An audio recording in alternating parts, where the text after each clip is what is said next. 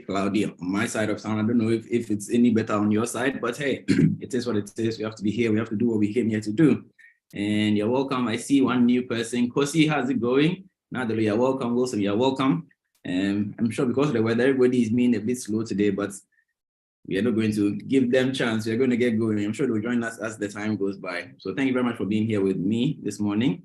I'm excited. Now, I don't know how many of you are on the book, How to Lead by Joe Owen. I must say it's actually, when I initially saw the book, it was quite thick and I thought it was going to be difficult to read, but I must say that it has been quite an easy read.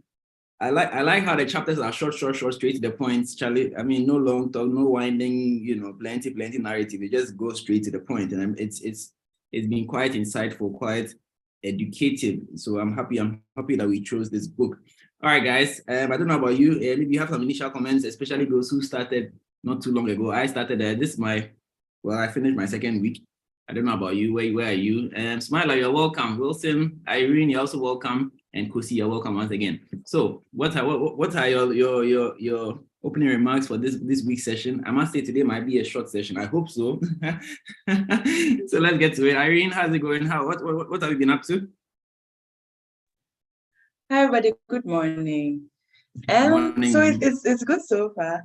I think that I'm liking his ideas because they cut across different spaces, right? Even though he's talking about leadership, I think there's a bit of, like listening to people like in sales and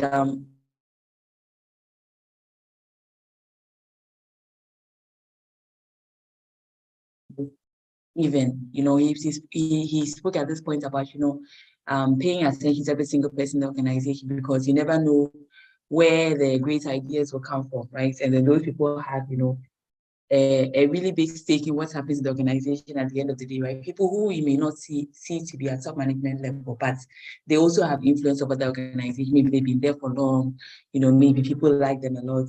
So for me, it's a really good read so far, yeah. And yeah, I'm glad you chose it. So those are my initial comments. Awesome. Oh, the one I was going to call has just disappeared. Wilson, and then we come to you. Oh. What have you been here? Yeah, I'm also in my first week of the book. To be honest, I just started last night. So I'm at chapter 1 on focusing on people. The thing, like you said, one thing I like about the book, I don't like books that ramble. They go all over the place before they come and make the central point. This guy is straight to the point with the book. Joe Owen is straight to the point with the book. One thing I picked up is how we have all these labels. This one is an extrovert. This one is an introvert. This one is that. This is that. The style guide is a style guide which is another thing that I like. The style guide that shows how you can relate to someone who is who has a different let me just term it a different label than you.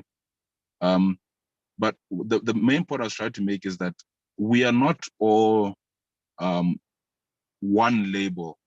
You understand? That's what I got from that style guide, that we are not all one label. There's certain situations where you can be an extrovert. There's certain situations in which you can be an introvert, where you can be a feeling person, a thinking person, and sensing person. So that's one thing, because I always used to think that if you are one label, then you are there. But I think it's dependent on the situation that you're in and the people you are trying to influence or lead. Yeah, so that's where I've gotten to at the point on the style guides and how to apply them in influencing and leading other people. Yeah, so those are my initial comments for now. Great. Thank you very much. All right. So you are on chapter 1. You have a lot of catching up to do. Very true. Yeah. I want to open some of the places that I highlighted first, Charlie.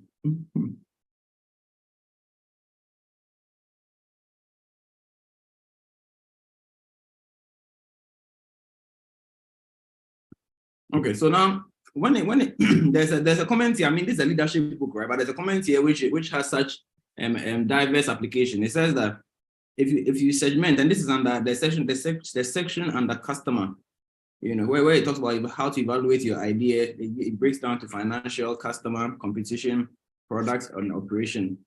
And you'd wonder what this is doing in a leadership book, but there's a section that it says if you segment the market well, you may find a niche where you can thrive. Now, oftentimes we find ourselves in a situation where we want to sell, and I mean, everybody's selling something. That's a fact. If you don't know what you're selling, that's a problem, because we are selling something. You're either selling your time, you're selling a product, something, a service. So there's always something that you are selling. The challenge for a lot of employees is that they don't realize that they are selling something. So they just go through the motions of waking up, traffic, get to work, complain, come back, traffic, miss all the milestones of your child, because they don't realize that they are selling something. So they are not negotiating well enough, and they are not as productive as they need to be to get where they need to get to. But that's a whole another topic.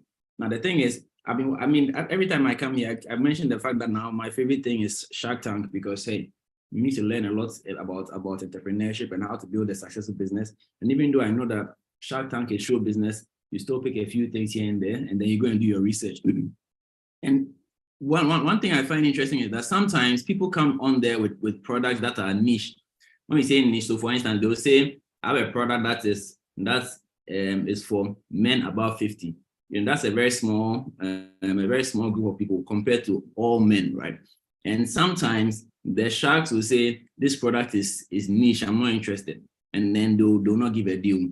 Other times, other people come in with products that are also niche. This product is for cats who are over 10 years. And then they get a deal. And so what you realize is that it's not so much about the product as it is about the plan that is backing the sales or the moving of that product from manufacturing to the end user. You see, and so as a leader, you need to have some form of clarity as to where you are going, and that's why it says that there are three broad things: the idea, the people, and the actions. For me, one of the challenges I've had is people, and this is what I mean. As a small business owner, you always have to juggle. You have small money. I mean, that's why you're a small business anyway. You hardly have money to do anything. And so there's always the question of, should I use the money that I barely have to employ people, or should I to employ highly qualified people? Because when the person is highly qualified, you obviously have to pay the person more. Now, if your capital is already small, how long can you sustain that person? Or should I employ just anybody and then micromanage? I remember I put up a snapshot of one page, and they talked about how leaders should not micromanage. And I had quite a lot of feedback. People were saying that this thing cannot work in Ghana. You have to micromanage. And so the question I was asking is, are we micromanaging because we don't know, we are not as good leaders as we ought to be? Or are we micromanaging because the people that we are working with are not as good quality as they ought to be? Where do you draw the line? How do you get good quality people and not break your budget? Because like I said, small businesses, you hardly have money for anything. I don't know if anybody has had any experience with this, and juxtapose that with what is in the book, and let's see if we can have a discussion. Irene Wilson, well, I don't know, Wilson, you may not have reached there in the book, but I'm sure you probably have had some experience in this regard. What do you think?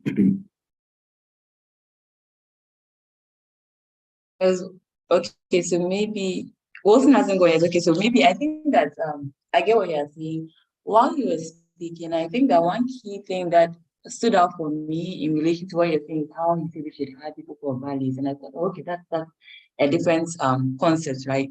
And then he was even speaking about the fact that what did he say? Let me just refer to this part again where he spoke about the values.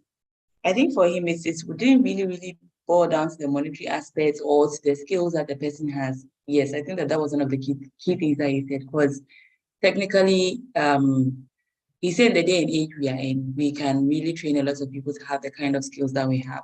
So even relating to what you are saying, Dr. Kelvin, so it means that when we are working with a small business, when we are doing our hiring process, we need to find a way to, to see what kind of values we have that will be helpful to the organization at the end of the day.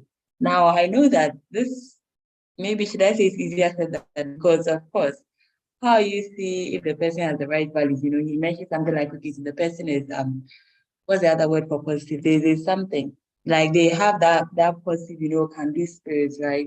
But I don't really know how you're going to see that at the beginning. Although he mentioned that there's this organization, I think Metropolitans that actually was able to, identify how they could hire people for their value. So I think that long term with small businesses, maybe that could be a way for the small business to go so that as it grows, yeah, it has the people who have the values, it has people who understand how the organization works.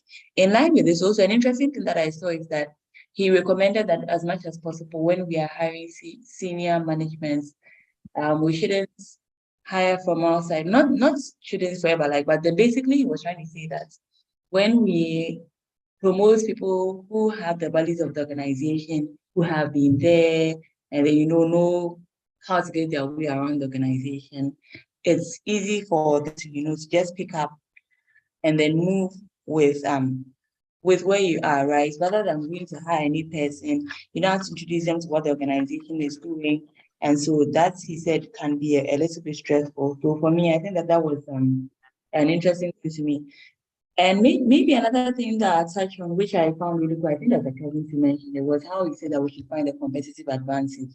And I think that he mentioned it in a spot that, okay, so maybe if you want to open, I think like a KFC or something, and then there's Windows or Microsoft or something, probably they might beat you to it, but if you have a specific edge, like for instance, maybe like you're a person who people have recognized for a particular thing, they probably could still come to your restaurants, even though there are other three similar restaurants down the line, right? I think that in doing that, in doing that, it comes down to finding your niche, and it's very important to decide what your competitive advantage will be and then build upon it.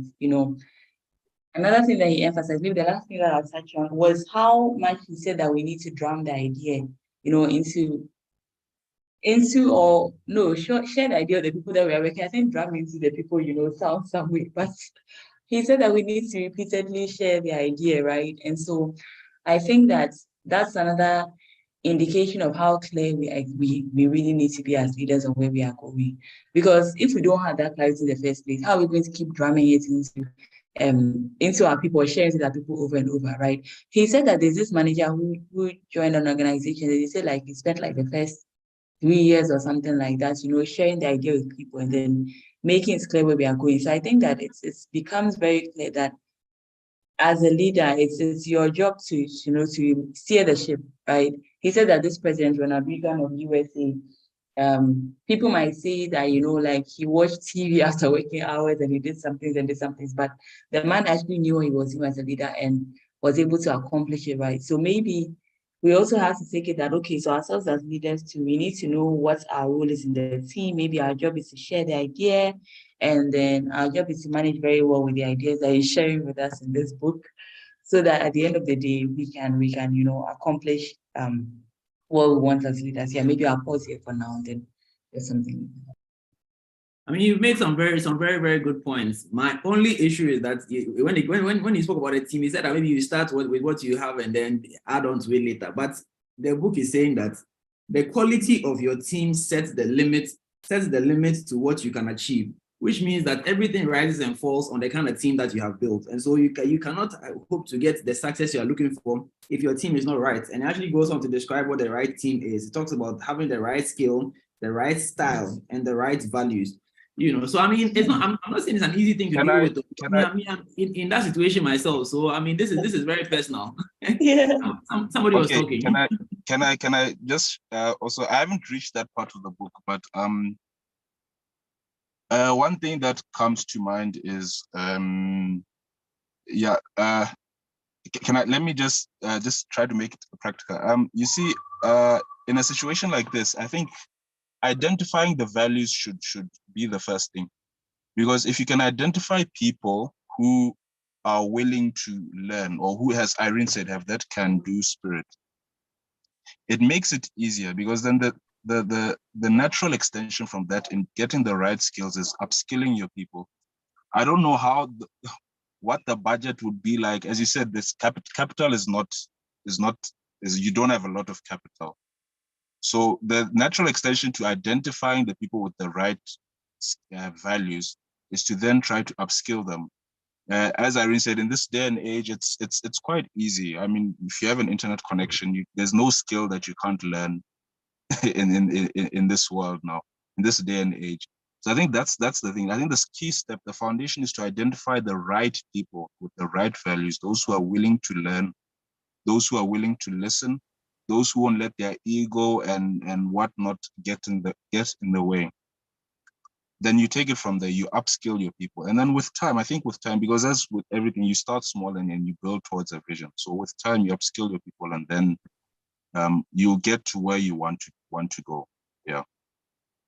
I mean, I guess the point I'm trying to make is that it's about that starting small and building onto it. Yes, it's everything. I mean, everything is good to start small, but it's about the who you are starting with, because most of the time, we as entrepreneurs or people who are trying to start the business, Robert Kiyosaki said something. He said most people who think they are entrepreneurs or they are what they call business people are actually self-employed people. And the difference is that self-employed person, you are literally, instead of working, you know how you want to work maybe 8 hours and then let the system now work the rest of the hours for you. Self-employed people are literally working every day they are working, every time they are working, you see, and they actually end up dying earlier because of the stress, you know. And that's the mistake a lot of us make. Instead of putting in systems, because the thing is, the whole idea of setting up a business is to monetize a system, right? It's not even about the product or whatever, it's about the system, you know, that you monetize. Typically, I mean, case in point, let's look at McDonald's. They came up with a system of preparing food in a certain way over a certain time period, and then they were able to, after they came up with that system, they were able to actually monetize that system so that they actually make money by selling that system. That's their franchise, right? So where the product is bringing them some money, that's true, but the system that they are selling is also bringing them some money. You know, a lot of us, we don't focus on the system, we focus on the product. And so we're able to find ways and means, bring this person, smash this head on this wall, and then come up with the product. However, ultimately, you realize that it's one person who is doing the work. You know, one person is running everything, such that when this one person is not available, the system literally grinds to a halt. So in fact, it's not even a system, the whole process grinds to a halt. You know, so when the boss is away, nobody else can do anything. Now, for instance, I work I have a food processing thing that I do, and we work a lot with a lot of the local shops and in the local restaurants. And it will amaze you to know that out of the hundreds and hundreds of shops and restaurants in this Accra, hardly about 98% of them, if the boss is not available, decisions cannot be made. So you take a sample to a place for them to check out, and the boss is not in, so the sample is either thrown away or put in a freezer. You follow up a month, 2 months, 3 months, and the boss has still not come there to check on the sample for them to make a decision. You know, meanwhile, all the staff have actually appreciated the value because they know how much time it's going to save. They know how much impact it's going to make in terms of their positive balance sheet. And so it begs the question, are you in a business, or you just have something, you're just doing something? So whereas it's important to start small, you still need to start with a proper team, even if it's a one-person team, or even if it's you yourself as the only team member. There needs to be some kind of plan to bring in support so that you can actually have time to focus on the strategies and other more important things. Because if you are the one doing the physical as well as the mental, it's not surprising that the business is not growing as fast as it needs to grow. You see, because we learn from the business secrets from the Bible that everything in this world is about partnership. Everything, be it marriage, be it bread, everything is about partnership. So somebody must, the male must provide the insight or the word, and the female must receive the thing and incubate it. So it's difficult for one person to be the male and the female at the same time. And here I'm using male and female according to how the book Business Secrets use the male and female. The male provides and the female incubates and births. You know, so we need to begin to have that mindset of everything being a partnership. You know, I mean, sodium and chloride, both of them are poisonous on their own, but put together they form sodium chloride, which is something that's essential for life. You know, and that was the brilliant analogy that they gave in that book. So I mean, I'm not saying I have the right answer. I'm just saying that we starting small does not mean we shouldn't focus on getting the right people, because the right people will make the job much easier and scale much faster.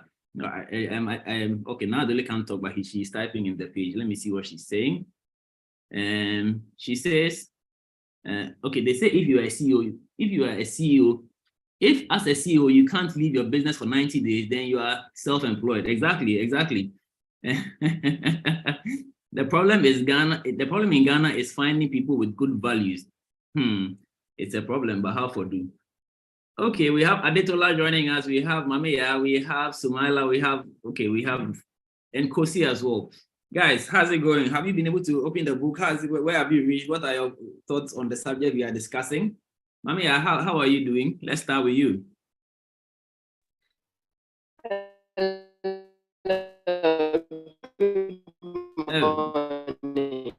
Your connection is very, very terrible this morning. Good morning. Much better. Good morning. How are we all? Very well, very well. Everybody forgive me, I just jumped out of bed. So I have been listening to Irene. When it comes to starting, you have to start anyway, but then start right. Get it right the first time. When it comes to forming a team, get it right the first time. Other than that, you are going to overwork yourself as a leader. You're going to overwork yourself as a CEO. Why am I saying that you should get it right the first time? In putting together a team, one thing we tend to forget on this part of the world is we forget that a time will come, it's a must for you to delegate. If your team is such that you cannot delegate, then I'm sorry, the team is not right. Because delegation actually gives you, the CEO, a lot of time to strategize and re-strategize. That is why when you're a CEO, you are not the operations manager, you are not the risk manager, you are not the marketing manager. You need to have bits and pieces on all of the sector of the business, but then delegation is key. So from start, make sure that you have people or you have team members that you can delegate to. If the start is not right, it can be small, but still right. Why am I saying that? You can have two people, one person who is doing two things, but then you cannot be doing everything yourself as a CEO. It cannot be one-man team. It has to be 2 or 3.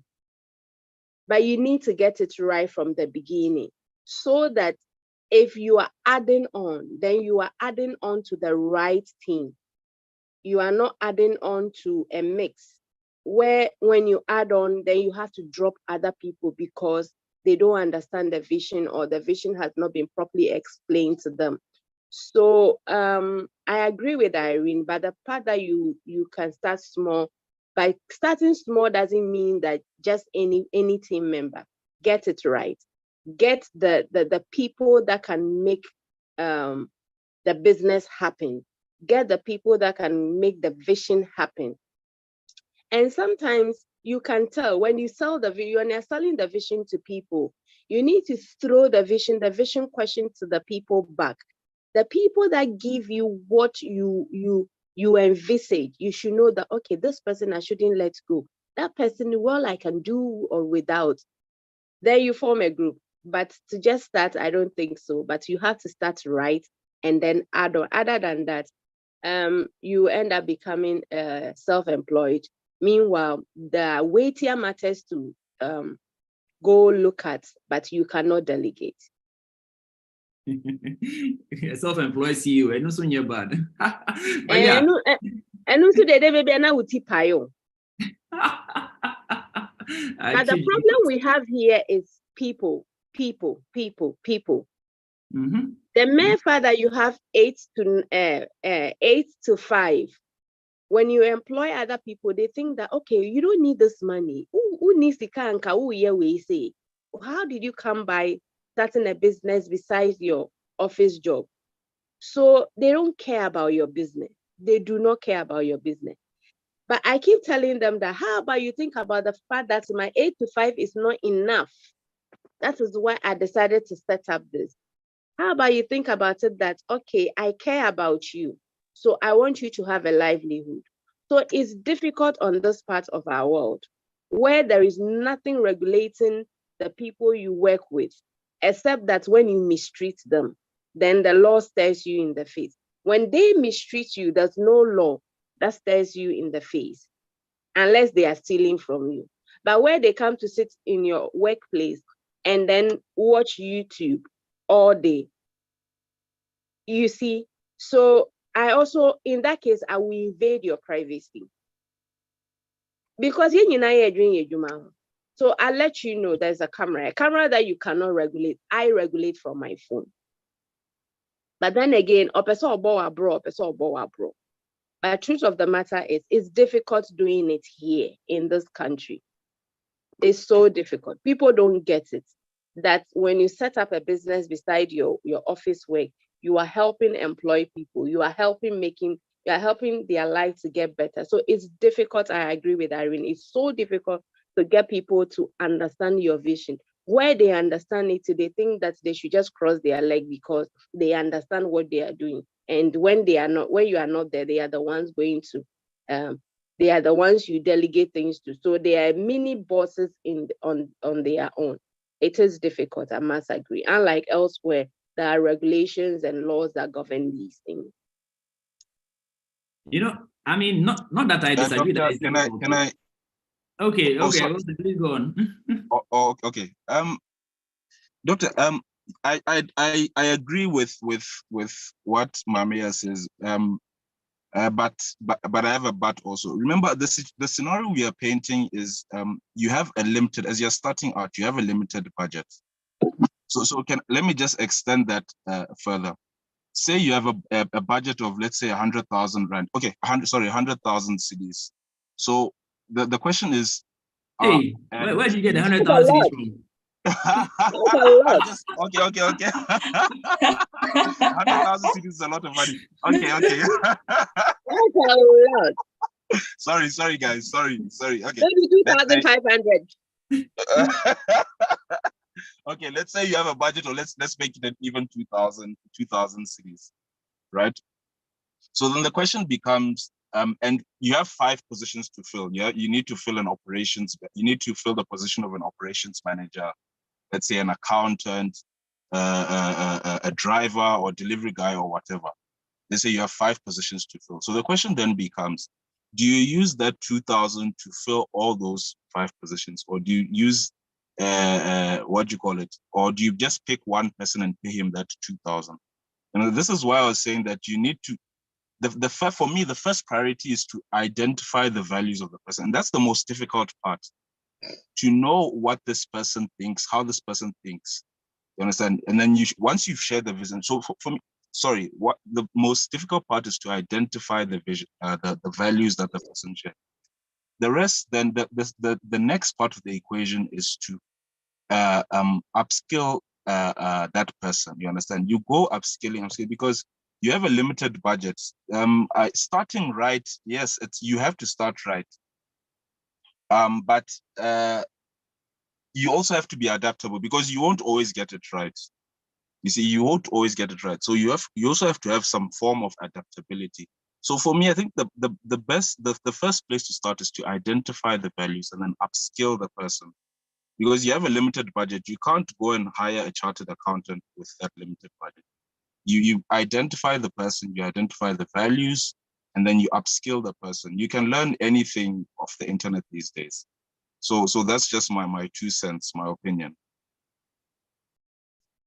Okay, Wilson, I agree with you. Let me cite an example. When I was starting my small business, it's a cottage business. It's a cottage industry, kind of. So there are times that I have orders that I'm in the office. I mean, that kind of thing. Then I noticed this young lady who from start, I knew I could work with. but then I didn't have the budget, so I can't pay her.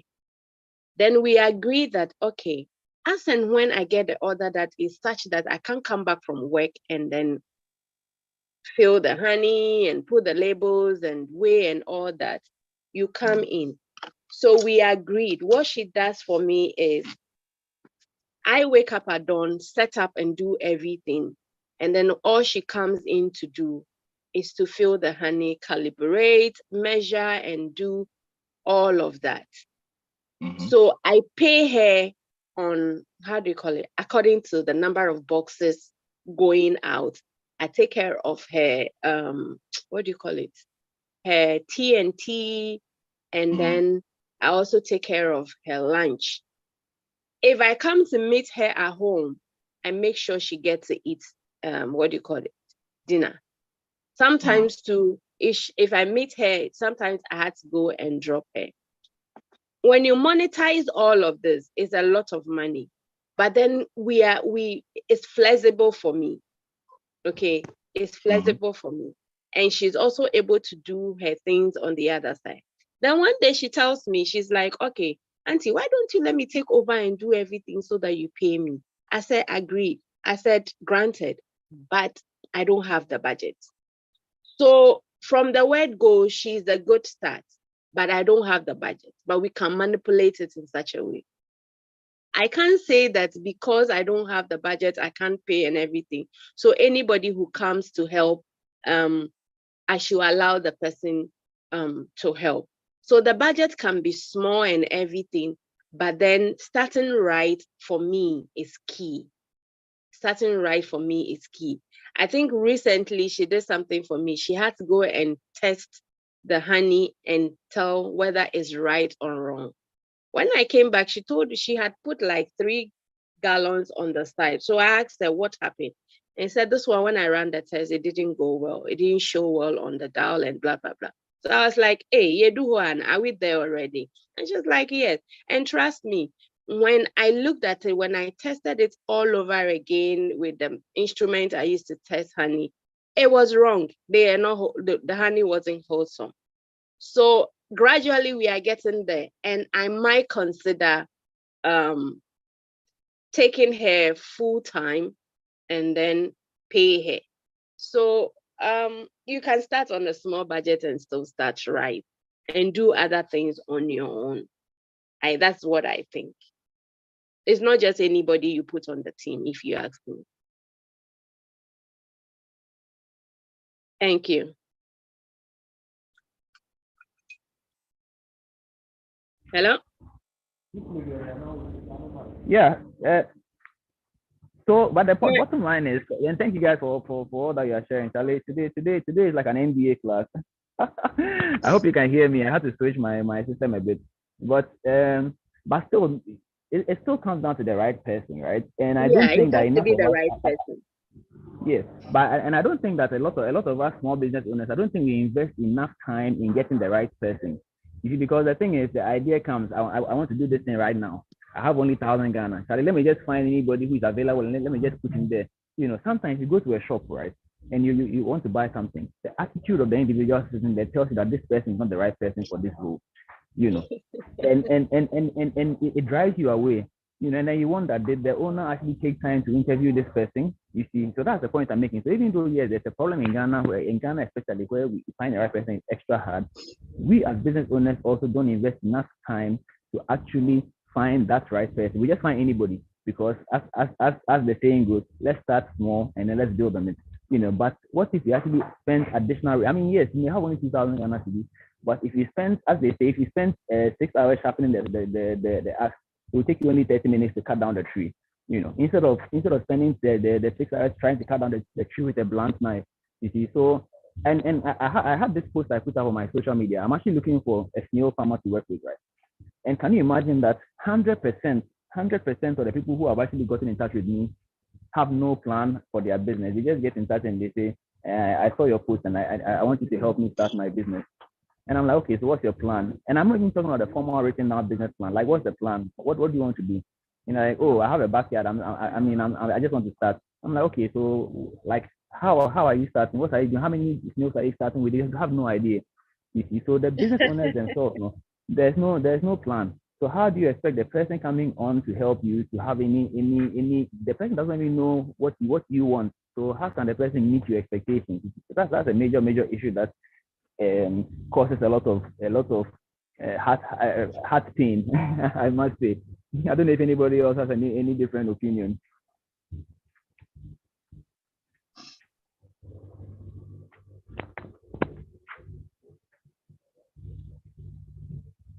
I was thinking of something.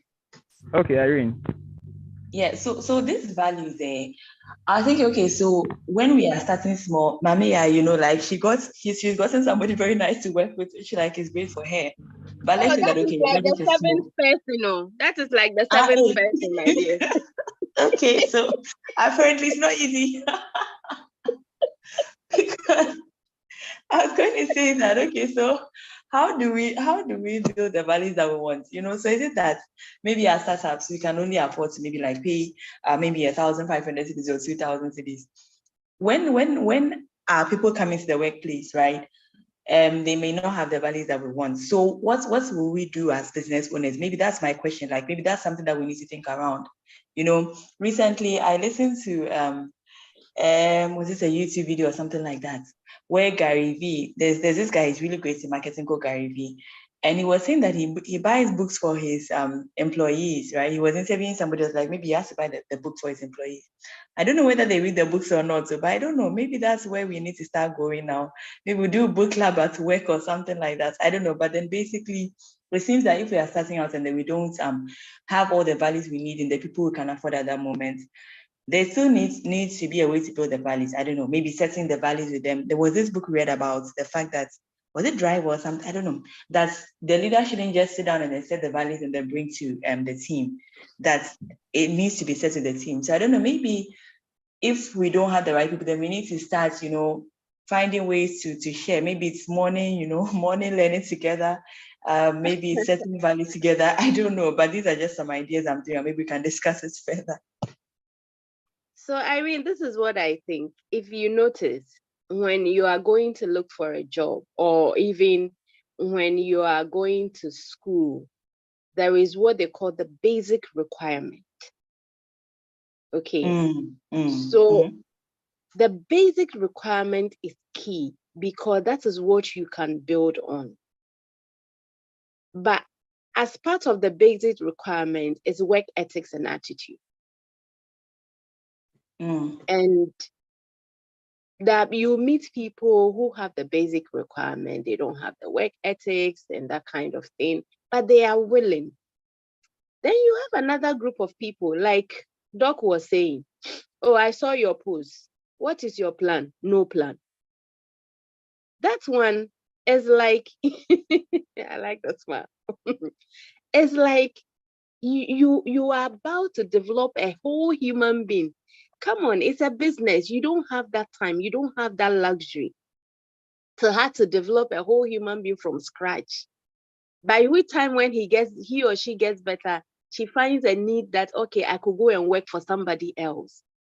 So we need the basic requirements, the very basic. The person must have the attitude.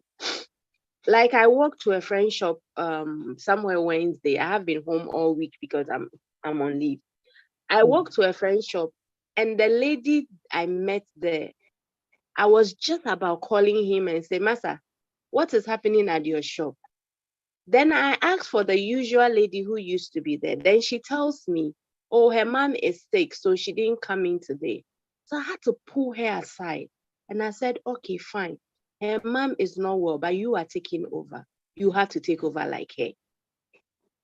And then I have a headache and everything. I said, so when she asked you to come and sit here, you should know that you can't be here like this. She's looking like someone just slapped her and then you came in asking her a question. She can't be bothered. She's moody and everything. And I said, listen, you sell candles, scented candles, oils, and blah, blah, blah, blah, blah. These things are things that make people happy. So you can't sit here like this. Then she goes like, Auntie, I'm sorry. And I said, no, it's not about you are sorry. It's about, yes, you are holding the fort for somebody. as I stand, I actually have a new shop. I need a sales girl. I might probably poach you, but the way you are looking is a not. So it was later on that was about leaving that she started putting up smiles and all that.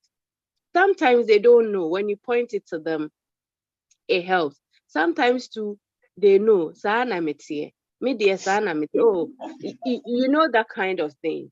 But I think the book tells us that you can't be somebody. You cannot be like somebody. You can also not be yourself. It means that you have to adjust. So the basic requirement is key. Trust me, when I set out to sell honey, something pushed me to sell honey.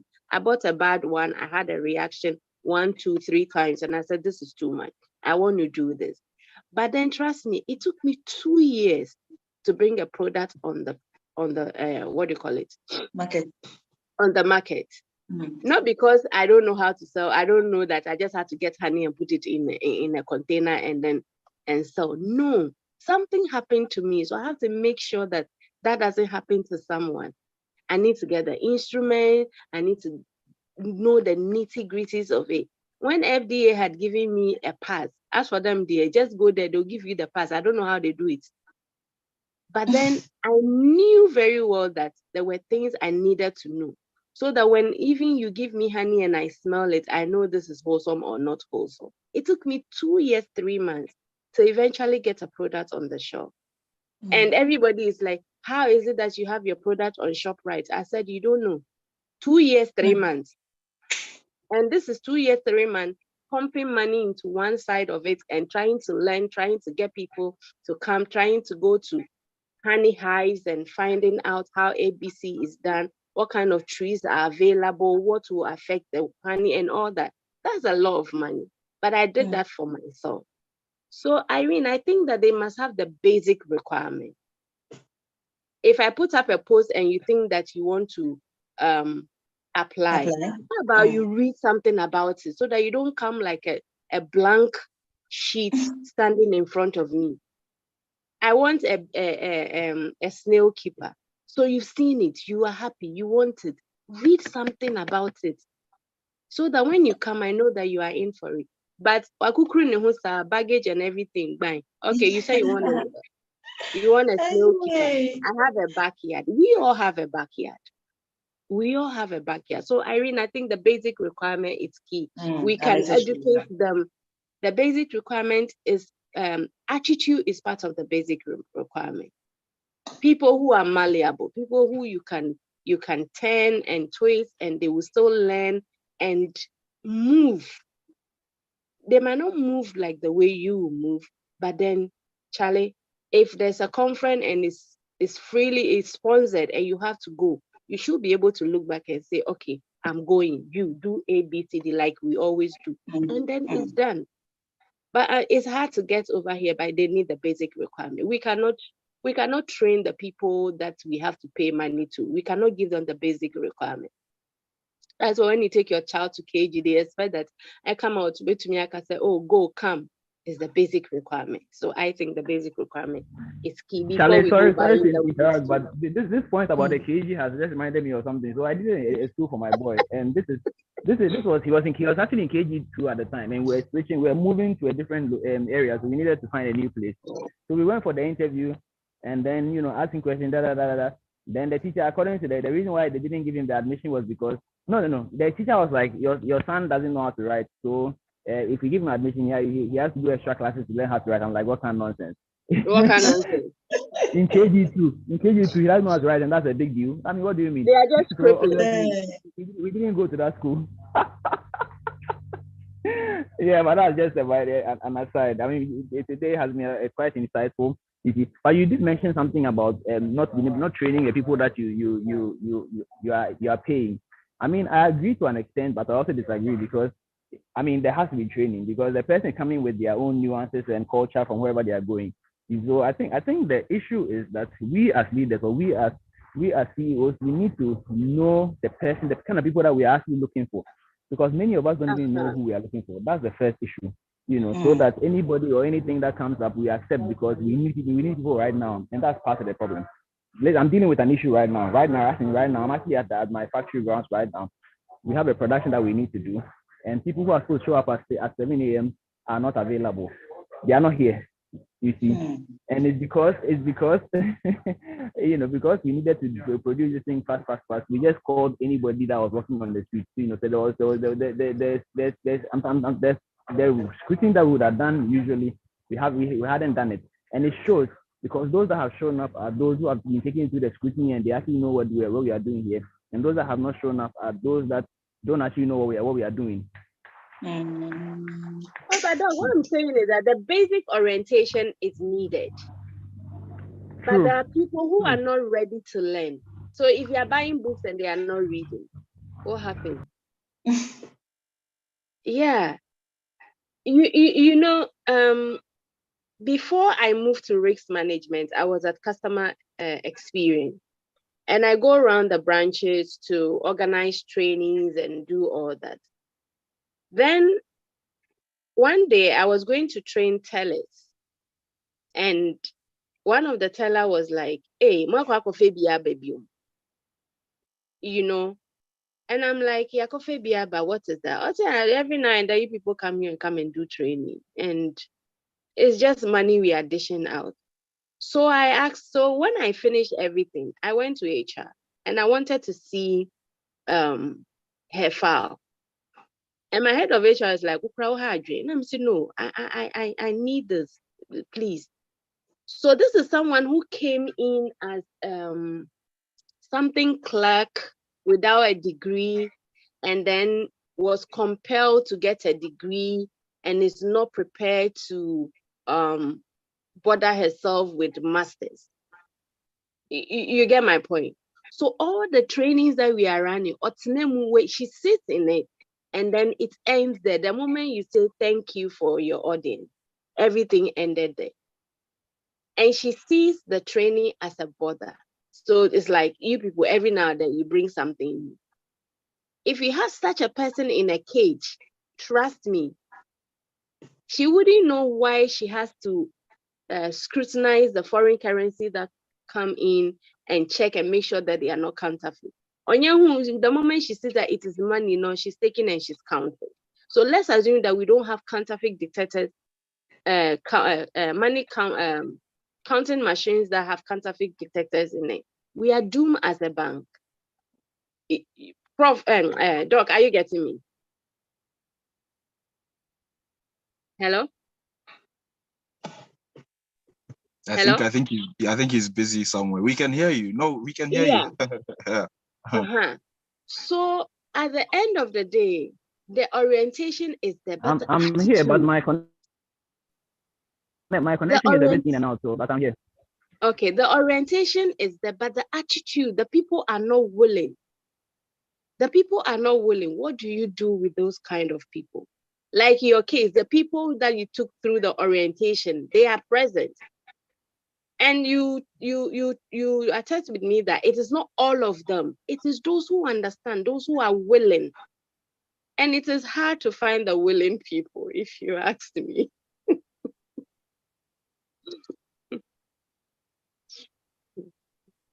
Okay, thank you. So thank you very much. Thank you very much. So as we are wrapping up, so is there hope? Let's start on. Is there hope? There is hope. There is always hope. There is hope. There is all right, hope. all right. That's good to hear. That's good to hear. So I mean, this discussion we can't finish it today, and thankfully the book is not ending today. So I mean, we'll definitely pick it up again next Saturday. I mean, as you read ahead in the book, you realize that there's so much information, there's so much value in the book. I mean, to be honest, so much value, and I'm excited about this book. So if you haven't started yet, please grab your copy and join in. But as I always say, the most important thing is that it's not just about reading the book; it's also about putting the things that the book is saying into practice. So let's not just be readers, let's be doers. You see, that's the most important thing. Let's be doers. Let's be doers. So today has been a very, very, very good installment. I'm excited. I'm happy about it. I'm not happy that most of us came late though, but it's good that we are all here. I went to bed at 2 a.m. Charlie, it's not easy. It's not easy, but thank you everybody for showing up. Thank you everybody for showing up. We had a couple of new people, one new person joining us. Kosi, can we hear from you and know who you are and know when you are starting the book, so you can join the discussion next week? Hi, everyone. Hello. Hello, Kosi. Yeah, please, can you hear me? I can hear you now. Okay, right. My name is Kosi Aboshino. I'm a project manager in the construction industry, a book lover as well. And I've been, yeah, and I've been invited by Irene. You know, we met on LinkedIn, and she invited me to join the club. So I've really found the section so interesting, and I hope to join. Next weekend, and also try to get a book and start reading it as well. Awesome. Great to have you. All right, guys. Thank you very much for being here with us and helping us all learn a thing or two. So now let's go out and have a fabulous weekend and a productive week ahead. Next time we come, we'll have ideas from everybody because we've all started to lead in our own small way. So let's go out there and have a fabulous one. Thank you. Bye, everyone. Bye, Irene. Enjoy your weekend. Bye.